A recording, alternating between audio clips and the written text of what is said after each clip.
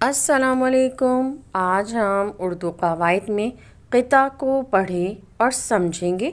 हम क़िता और रुबाई और क़िता और गज़ल के फ़र्क को भी समझेंगे। बच्चों, हम रुबाई और गज़ल को पहले पढ़ चुके हैं, समझ चुके हैं और इसका लिंक मैंने डिस्क्रिप्शन में दिया हुआ है। तो आज हम क़िता को पढ़ते और समझते हैं। क़िता के लुग़वी मायने टुकड़ा या जुज़ के हैं। क़िता की जमा क़ितात है।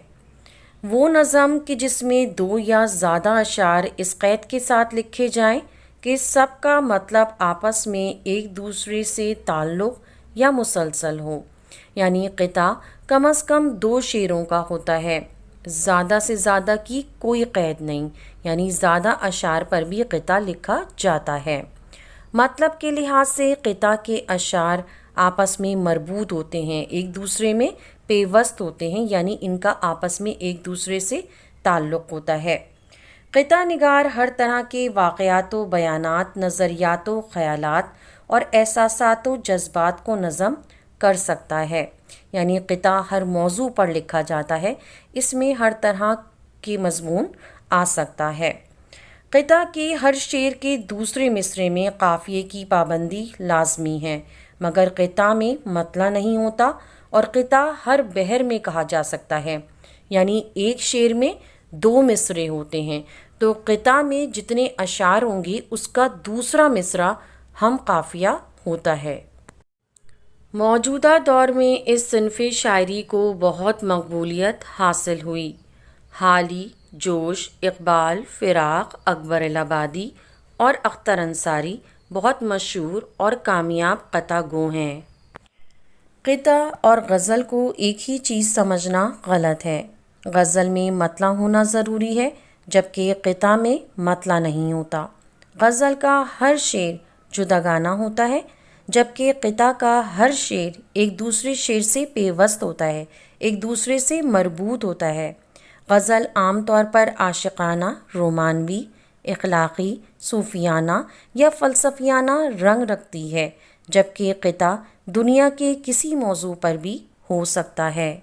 जैसा कि हम मीर तक़ी मीर की इस गज़ल को पढ़ते हैं। फ़क़ीराना आए सदा कर चले कि मियाँ खुश रहो हम दुआ कर चले, जो तुझ बिन न जीने को कहते थे हम, सो इस अहद को अब वफ़ा कर चले। तो अगर आप इसका पहला शेर देखें तो इसमें मतला मौजूद है। गज़ल का पहला शेर मतला कहलाता है, जैसे कि सदा और दुआ हम काफ़ियाँ हैं और कर चले रदीफ़ है। तो गज़ल में मतला मौजूद होता है, जबकि क़िता में मतला मौजूद नहीं होता। हम अकबर इलाहाबादी के इस क़िता को पढ़ते हैं। बेपर्दा कल जो आई नज़र चंद बीबियाँ, अकबर ज़मीं में गैरत कौमी से गड़ गया, पूछा जो उनसे आपका पर्दा वो क्या हुआ, कहने लगी कि अक़ल पे मर्दों के पड़ गया। तो अगर आप इसका पहला शेर देखें तो इसमें काफ़िया और रदीफ़ नहीं है, तो क़िता में मतला मौजूद नहीं होता। गज़ल की हर शेर का अलग मज़मून होता है। जैसे कि अगर हम ये गज़ल पढ़ें, फ़क़ीराना आए सदा कर चले कि मियाँ खुश रहो हम दुआ कर चले, तो इसमें शायर ख़ुद से इस दुनिया से जाने की बात कर रहे हैं और अपने महबूब को दुआ दे रहे हैं। जबकि अगर हम इसका दूसरा शेर पढ़ें कि तुझ बिन न जीने को कहते थे हम, सो इस अहद को अब वफ़ा कर चले, तो इसमें शायर अपनी वफ़ा का सबूत दे रहे हैं। जबकि अगर हम क़िता में देखें, अकबर इलाहाबादी की इस क़िता में अकबर इलाहाबादी ने मग़रिब ज़दा औरतों को, जो कि मग़रिब के नक्श क़दम पर चल रही हैं, उनको तनक़ीद का निशाना बनाया है। तो इसमें दोनों अशार जो हैं वो एक दूसरे से मरबूत हैं, उनका एक दूसरे से ताल्लुक़ है। गज़ल आशिक़ाना, रोमानवी, फ़लसफ़ियाना और सूफ़ियाना रंग रखती है, जबकि क़िता हर मौजू पर लिखा जाता है। क़िता और रुबाई में फ़र्क। उर्दू में तवील क़ितात भी कहे गए हैं, मगर आजकल उमूमन दो शेरों का मुख्तसर क़िता कहने का रिवाज है। चूँकि रुबाई में भी दो शेर होते हैं, इसलिए क़ारीन क़िता और रुबाई में फ़र्क महसूस नहीं रखते। दोनों इसनाफ जुदा हैं और उनके दरमियान हद फ़ासिल रखना ज़रूरी है। मुंदरजा झेल उमूर की बिना पर इनके दरमियान फ़र्क किया जा सकता है, जैसा कि वज़न। ربائی کے لیے بیر ہزج کے کچھ اوزان مخصوص ہیں، جبکہ قطع کے لیے کوئی وزن یعنی کہ بہر مخصوص نہیں۔ مطلع: ربائی میں ہمیشہ مطلع موجود ہوتا ہے، جبکہ قطع میں عموماً مطلع نہیں ہوتا۔ جیسا کہ ہم علامہ اقبال کے اس قطع کو پڑھتے ہیں: کل اپنے مریدوں سے کہا پیر مغاں نے، قیمت میں یہ مانی ہے در ناب سے دہ چند، زہر اب ہے اس قوم کے حق میں مے افرنگ، جس قوم کے بچے نہیں خوددار و ہنرمند۔ اگر آپ اس کا پہلا شعر دیکھیں تو اس میں قافیہ اور ردیف موجود نہیں ہے، تو اس میں مطلع نہیں ہوتا، جبکہ اگر ہم اسماعیل میرٹھی کی اس ربائی کو پڑھیں تو اس میں مطلع موجود ہے: پانی میں آگ کا لگانا دشوار، بہتے دریا کو پھیر لانا دشوار، دشوار سہی مگر نہ اتنا جتنا، بگڑی ہوئی قوم کو بنانا دشوار۔ اگر آپ اس کا پہلا شعر دیکھیں تو لگانا اور لانا قافیہ ہے اور دشوار ردیف ہے، یعنی کہ ربائی میں مطلع موجود ہے۔ قافیہ اور ردیف: ربائی کا پہلا، دوسرا اور چوتھا مصرع قافیہ اور ردیف کا پابند ہوتا ہے، جبکہ قطع میں اس کی کوئی قید نہیں۔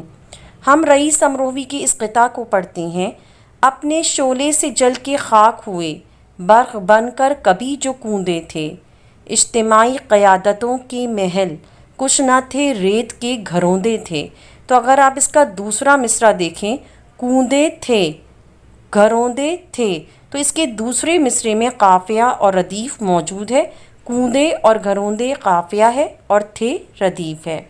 جبکہ ہم حسرت موہانی کی اس ربائی کو پڑھتے ہیں: ہو کر ہی رہا ہمیشہ میرا چاہا، جب جو میرے دل نے اس سے چاہا، توفیق اسے کہتے ہیں کہ چاہا بھی وہی، میں نے جو کچھ اس نے مجھ کو دینا چاہا۔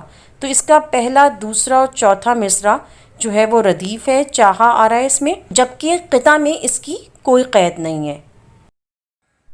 ربائی 2 اشعار یعنی کہ 4 مصرعے پر مشتمل ہوتی ہے، جبکہ قطع میں اشعار کی کوئی قید نہیں۔ میں الطاف حسین حالی کے اس مشہور اور طویل قطع کے چند اشعار پڑھوں گی۔ چند خطوط ایک دانا نے کھینچ کر یاروں سے یہ کہا، دیکھ لو ان میں جتنے ہیں خط، کوئی ہے چھوٹا کوئی بڑا، ہے کوئی جو بے ہاتھ لگائے، دے یوں نہیں خط کو بڑھا، ایک نے جتنے خط تھے بڑے، اٹھ کے دیا ایک ایک کو مٹا۔ تو یہ الطاف حسین حالی کا قطع ہے۔ جیسا کہ ہم نے مختصر قطعات پڑھے جو کہ 2 اشعار پر مشتمل تھے، لیکن اس میں 2 اشعار کی کوئی قید نہیں، 2 اشعار سے زیادہ پر بھی قطع لکھا جاتا ہے۔ جیسا کہ ہم اس ربائی کو پڑھتے ہیں، غالب کی ربائی ہے: دلوں کو مرکز مہر وفا کر، حریم کبریا سے آشنا کر، جسے نان جویں بخشی ہے تو نے، اسے بازوئے حیدر بھی عطا کر۔ تو ربائی 2 اشعار پر مشتمل ہوتی ہے، یعنی کہ 4 مصرعوں پر مشتمل ہوتی ہے، لیکن قطع میں اس کی کوئی قید نہیں۔ قطع جو ہے وہ 2 اشعار سے زیادہ پر بھی لکھا جا سکتا ہے۔